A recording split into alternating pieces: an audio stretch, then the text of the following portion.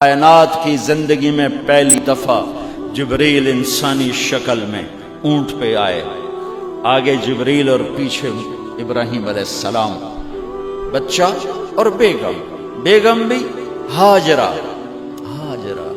20-22 سال عمر، چلو سارا سے بیٹا ہوتا وہ بھی 80 سال کی ہو گئی تھی، تو ایک عورت زندگی گزار چکی ہے تو اس کو جدا کرنا آسان تھا۔ ہاجرہ شہزادی 22 سال 20 سال عمر، چلتے یہ دن 3 ہفتے لگے، 4 لگے، مہینہ لگا، 2 ہفتے لگے، پتہ نہیں، اللہ ہی جانتا ہے۔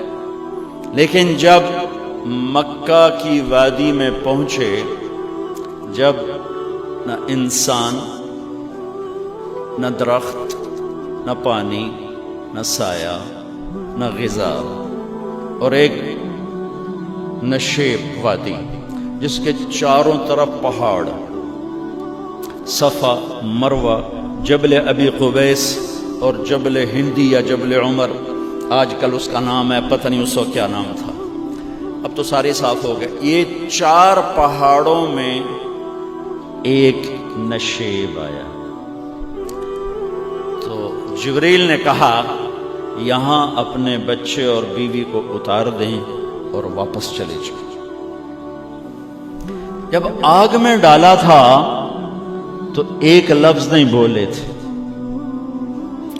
اور ایک طرف ہوا کا فرشتہ، ایک طرف پانی کا فرشتہ کہ ہم آپ کی مدد کریں، کہ اما الیک فلا، نہیں تمہاری ضرورت نہیں، اما الاللہ فنعم، اللہ ویکھ رہا ہے، انہوں بچاونا ہو تو بچا لے سی، یہ ساڑنا ہو تو ساڑ دے سی، میں تہاڈی لوڑ بھی فرشتوں سے بھی بے نیاز ہو کے، اور آگ کی طرف جا رہے ہیں خاموشی کے ساتھ، بس ایک لفظ، حسبی اللہ ونعم الوکیل، حسبی اللہ ونعم الوکیل، تیرے سپرد ہر شے۔ اس خوفناک آگ کے سامنے ایسا صبر، ایک لفظ نہیں بولے۔ جب جبریل نے کہا ایتھے چھوڑ دے ہو، ایک دم یہاں کیسے چھوڑ دوں، یہاں تو نہ کوئی انسان ہے، نہ اسباب زندگی ہیں، نہ پانی ہے، کچھ بھی نہیں ہے، کیسے چھوڑ دوں؟ کہا آپ کے رب کا فرمان ہے یہیں چھوڑ دوں، کہ اس بچے کی پشت سے آخری نبی تشریف لائیں گے اور اس وادی کو میں تشریف لائیں گے۔ اسلمت لرب العالمین، ٹھیک چھوڑ دے۔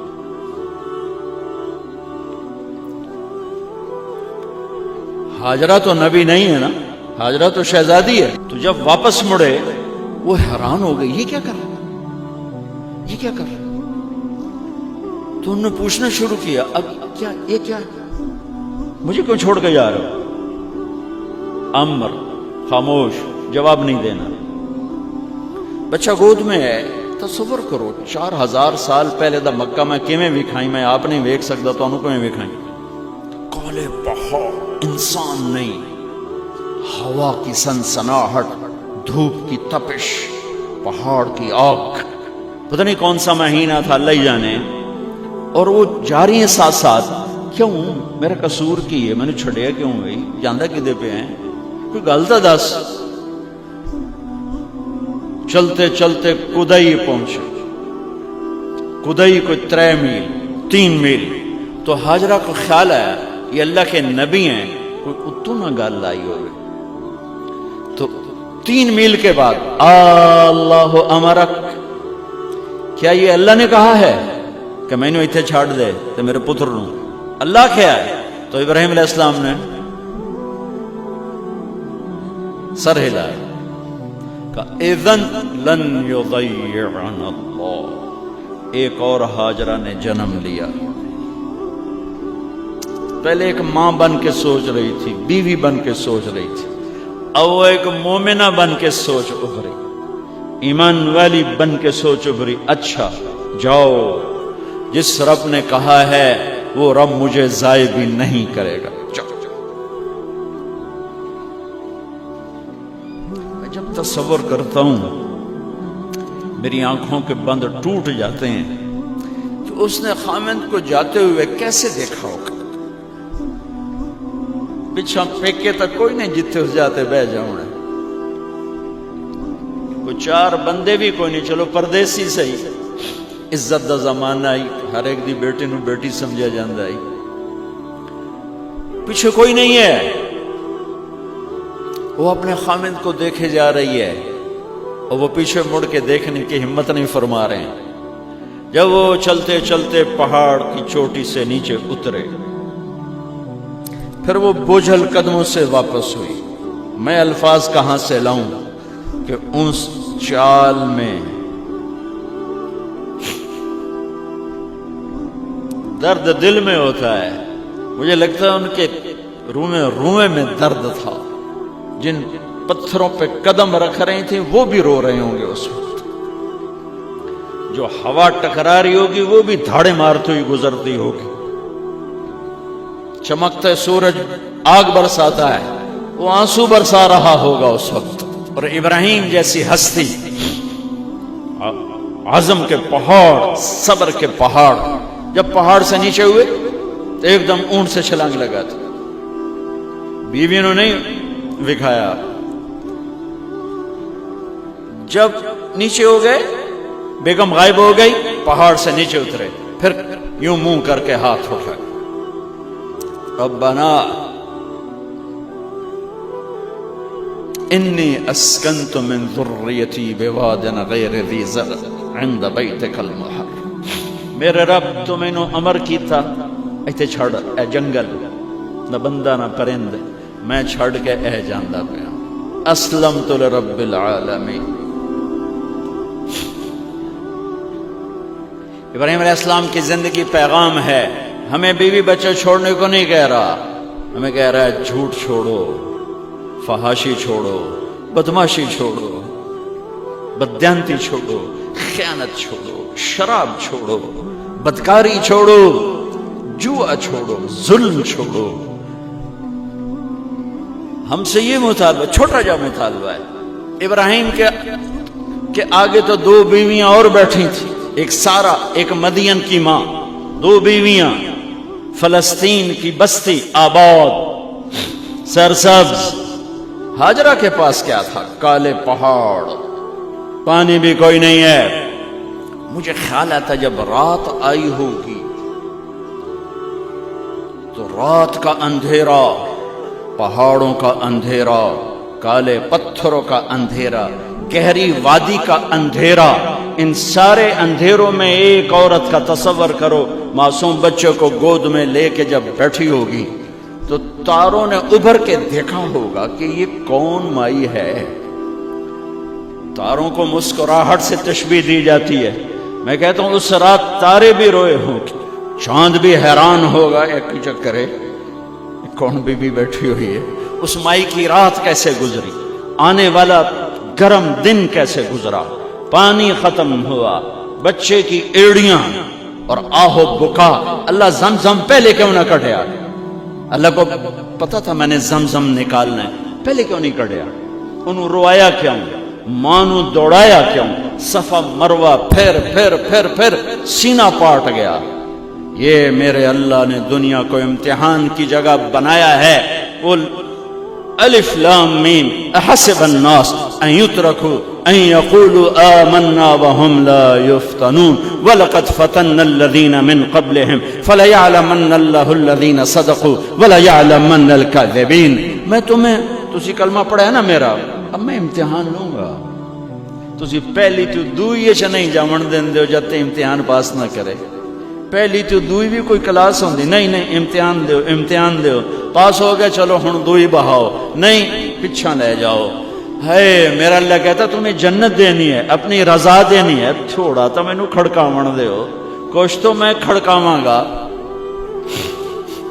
لیکن اوئے ہائے اتنا نہیں. جب میں صفا مروہ چلتا ہوں تو مجھے اماں ہاجرہ کا خیال آتا ہے کہ ہم تو گیلری میں چل رہے ہیں بڑے آرام سے. وہ تو ایک پہاڑ پہ چڑھتی اترتی, دوسرے پہ چڑھتی اترتی. انہیں پتا تھا اللہ کی قسم کوئی انسان نہیں, لیکن بچے کو تڑپنا, دیکھ نہیں رہی ماں، دیکھنے کی جرت نہیں ہے، صفا مروہ صفا مروہ صفا مروہ صفا مروہ، 7 چکر کے بعد نا وہ ہمت جواب دے گئی، اگر ہمت ہوتی تو شاید وہ اور چلتی، اور بے بس ہو کے گری ہیں، اور آخری نظر بیٹے کو دیکھنا چاہا کہ میں ایتھے مر جاواں او اتھے مر جاوے، نہ او میرا مرنا ویکھے نہ میں او دا مرنا ویکھ۔ جس امت کی بنیاد اتنی بڑی قربانی پر ہو، وہ امت کہے سود کے بغیر گزارا نہیں، جھوٹ کے بغیر گزارا۔ سارے بازار کے تاجروں سے پوچھو، کہتے ہیں جھوٹ کے بغیر دکانداری۔ سارے میں وکیلوں کو کیا کہوں، قانون ہی کالا ہے، وہ کہتے ہیں جھوٹ کے بغیر کیس نہیں۔ سیاستدانوں سے پوچھو، جھوٹ کے بغیر سیاست نہیں۔ کہاں سے لائے ہو یہ علم؟ کس کو جھٹلا رہے ہو؟ اپنے نبی کو؟